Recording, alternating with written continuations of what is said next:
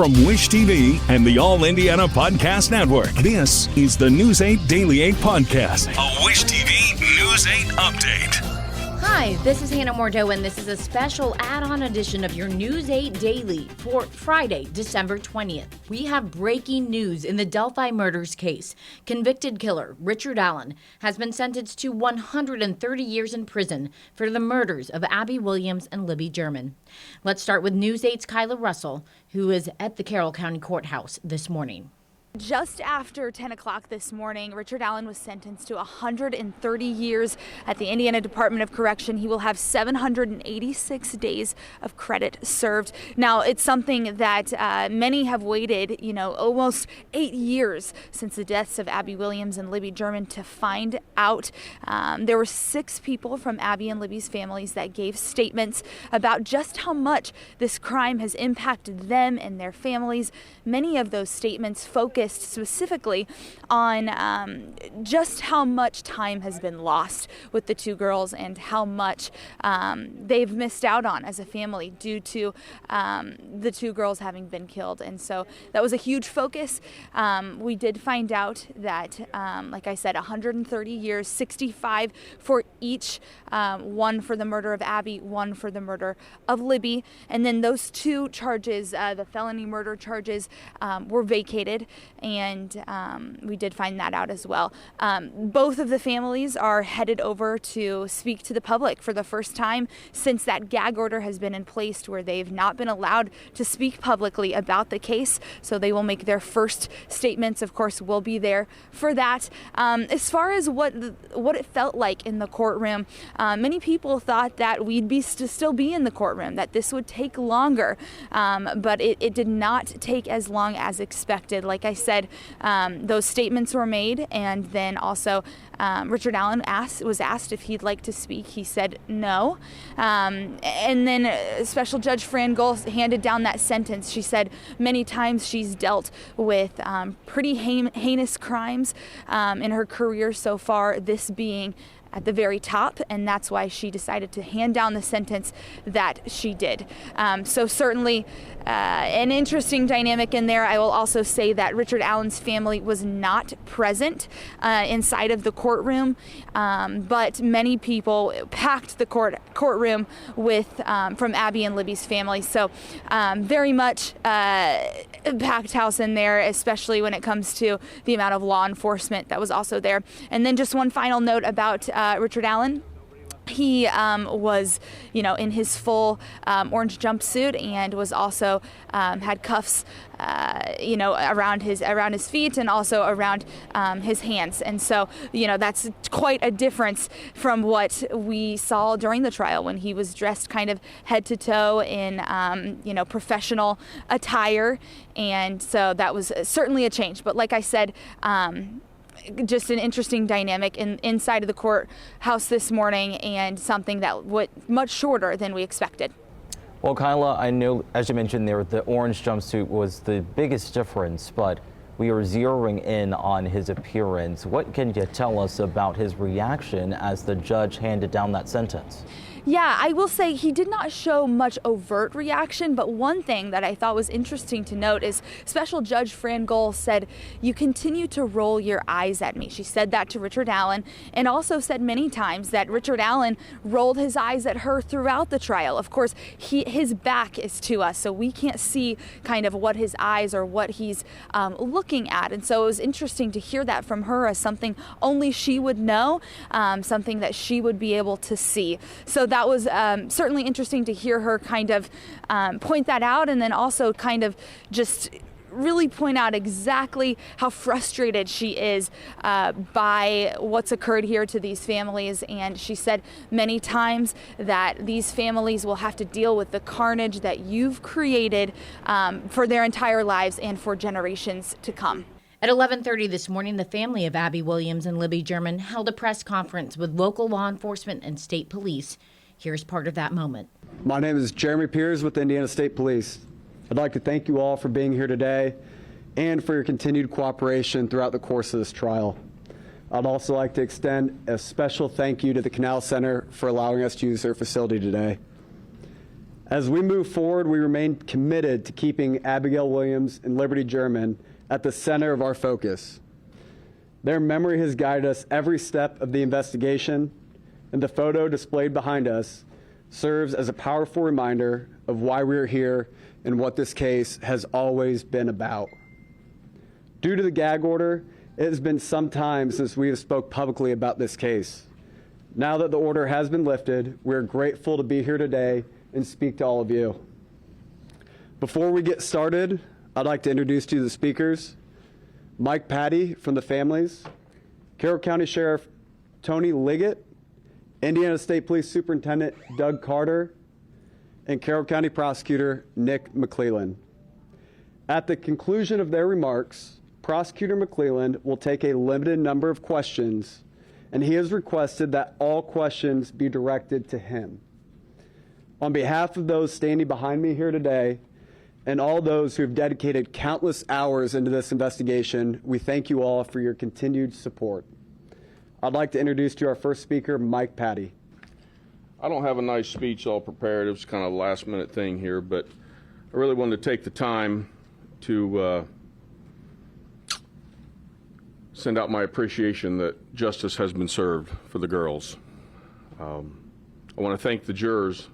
I hope they get a chance to see this, that they took time out of their lives and remained open-minded and objective and was able to look at the information and deliver a verdict. For that, I will always be grateful. The community. This community has embraced our families from day one and continues to lift us up and support us. And again, for that, I'll always be grateful. I want to thank them. To the investigative team and the prosecution, thank you for staying steadfast and continuing to work towards this. It's been almost 8 years coming. If I live to make it 80, it'll almost be 10% of my life that's been spent working on this. And to the judge, I want to thank her as well for her steadfast staying on course, staying on track, and helping us get through this. Thank you very much. Tony? Good morning. The end of 2016 and the beginning of 2017 completely changed the fabric of Carroll County.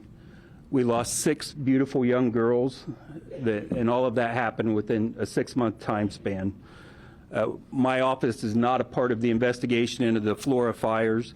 That's being headed up by the state police. We would do anything that they would ask for us to do, and I know they're working extremely hard on that case as well. Carroll County is a tight-knit community, about 20,000 people. It used to be a place where people didn't lock their doors. I believe that the verdict and the sentencing will help ease some of that sense of security for the people of Carroll County. The people who live here are very resilient. I think you can see that just in the families, the Germans, the Pattys, the Williams. Carroll County is an amazing place to live, to work, to raise your family. I want to thank all of the people of Carroll County and the families for their patience during this investigation. I keep hearing the word closure. People are coming up to me saying, I bet that you're glad that there's finally closure.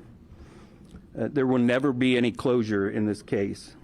The Germans and the Williams family lost their daughters, their granddaughters, their siblings. Justice, a form of justice was served, but it does not bring Abby or Libby back. These families will live every day without 2 of the most important people in their lives. They're missing milestones because of a low-life coward decided to take their innocent lives. They did not deserve this.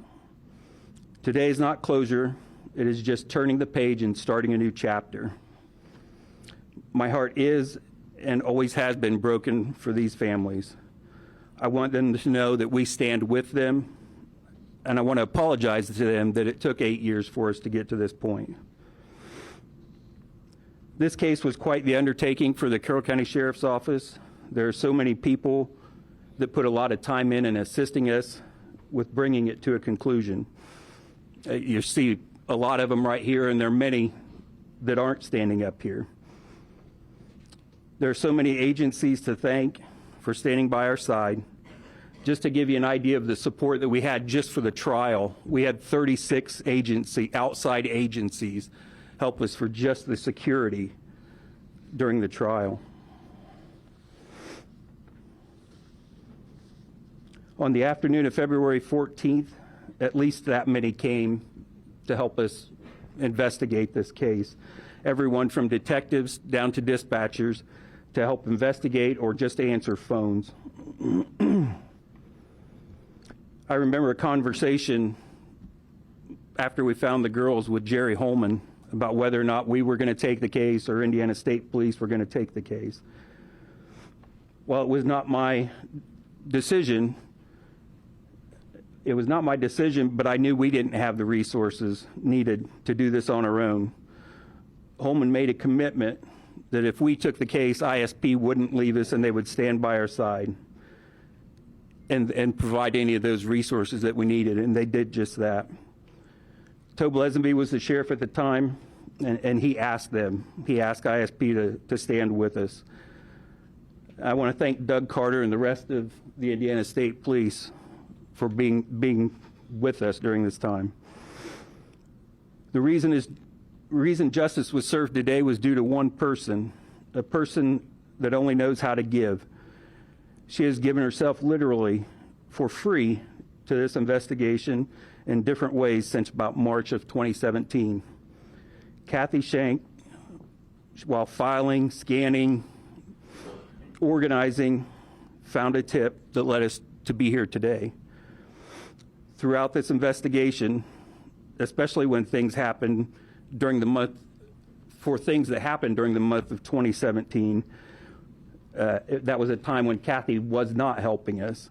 When she would come across something that she didn't know, she would always bring that to an investigator, and every time that she brought us something and said, "Did you know this?" we knew it, except for the tip that she brought us that got us here today.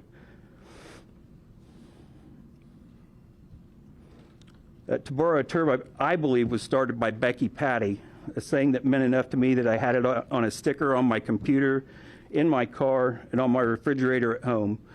The goal was actually to be able to say the words, and they ring true. There is zero doubt that justice has been served, and today is the day. Thank you. I had prepared remarks today, but I decided walking in here that I wasn't going to read them. John Perrine reminded me that 2,866 days ago, this entire thing began. I didn't know what I would think, and I didn't realize today we were going to be walking into the same room where many of you were, I believe, again, from memory, April of 2019 or that time frame. And over the course of these last many years now, several of us, me included, have been mocked and ostracized for our emotion, for our inability to answer questions that you might ask, and the thought that we're something other than human beings. I'm not going to apologize for that. I often say I wish people could see what goes on behind the scenes, and not just with people dressed like me,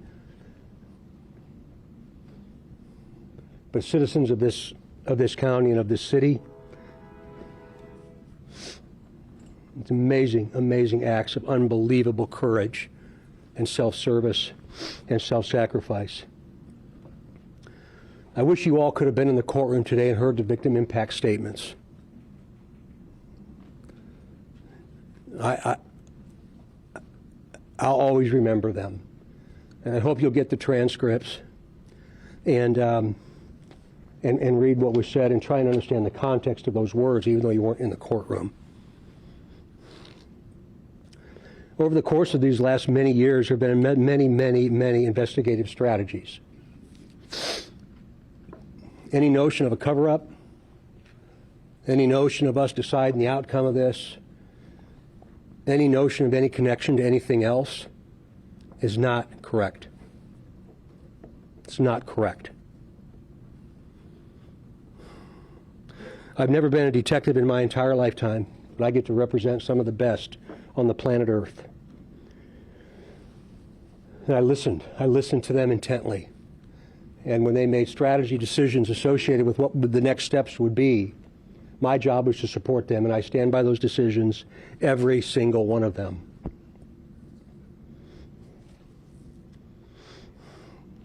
The gag order. We lived by that. We lived by that gag order. The defense did not. And it cost a human life. Anybody that shares those photographs of those two little girls should be held accountable, whether they're in the public sphere, whether they're emailed to you, whether you found them in a place you didn't want them to see. I hope that if you ever see them, you'll picture your own children as Abby and Libby. I'll never forgive that. I will never, ever forgive that. We lived by the gag order. Documents were released from the defense that drove a public narrative that many of you talked about. And damn it, I wish I could have responded. But I was not going to violate what Judge Gall said. So they were able to get these documents out there and create a public narrative that you and many others, many of you, and many others believed around the globe. Baldwin and Rossi are responsible for that, not this team.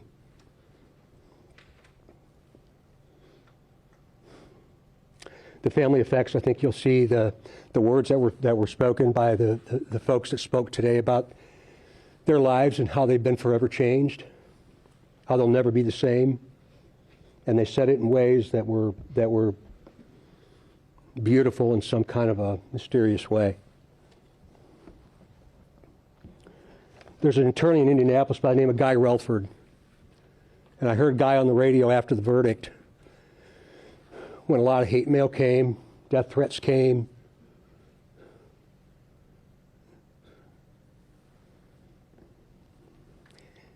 And I heard Guy Relford say that day on the radio, and I called him 15 minutes after he said it. And after 40 years in this business, I never thought about the jury's perspective.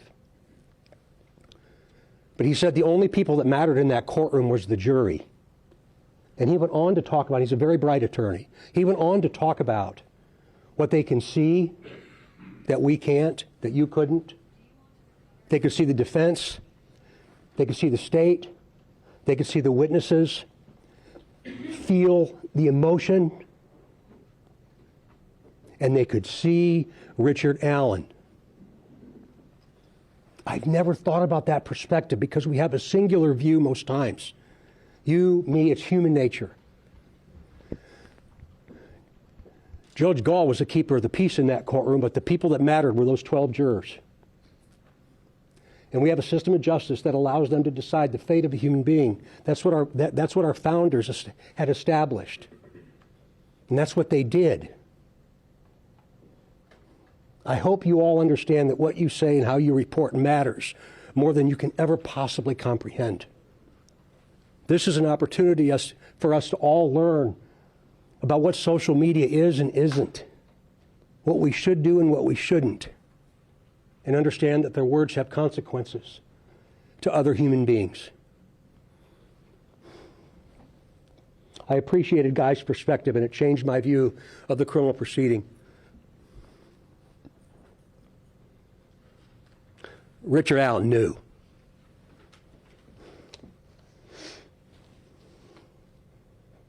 We live in a country where people can hate. People can say things about other people. And that's okay. Hate me. It's okay. Because it's one of the only countries in the world where you can. So hate me if you want to. The investigative collaboration is something that I'll remember for the rest of my life. For the rest of my life. There's no way we could possibly chronicle it or articulate it or write about it or anything. There's no way we could ever do that. We are human beings, and there were mistakes made. But there was never a mistake made that we knew was wrong when we did it. I'll crawl across shards of hot glass for Jerry Holman. Jerry Holman is not a liar.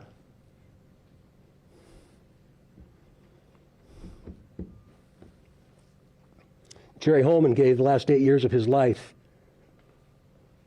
to something much greater than himself.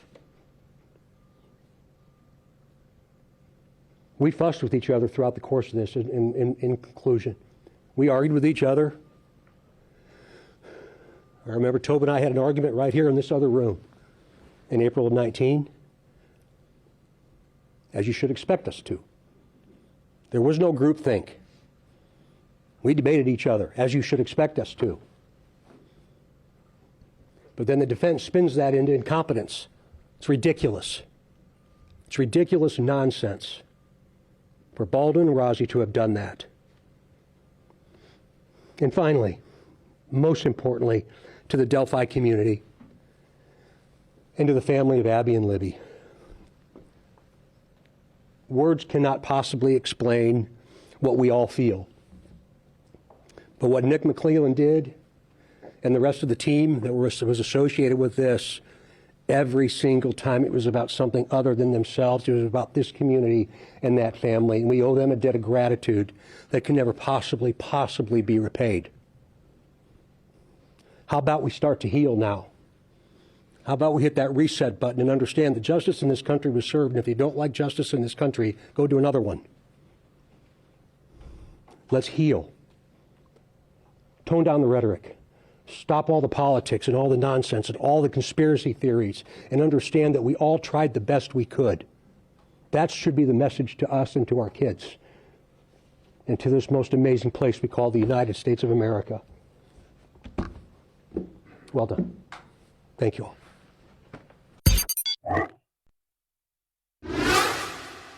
This has been your News 8 Daily Special Edition update for December 20th from Wish TV. I'm Hannah Mordeau. Watch us on wishtv.com and follow us on Facebook for updates. This is the News 8 Daily 8 podcast, a Wish TV News 8 update on demand. For even more, on demand and on the go, connect with Wish TV on Facebook at wishtv.com and on the free Wish TV mobile app. Thank you for listening, and be sure to like, subscribe, and follow this podcast for updates every weekday morning on the All Indiana Podcast Network and wherever you get your podcast.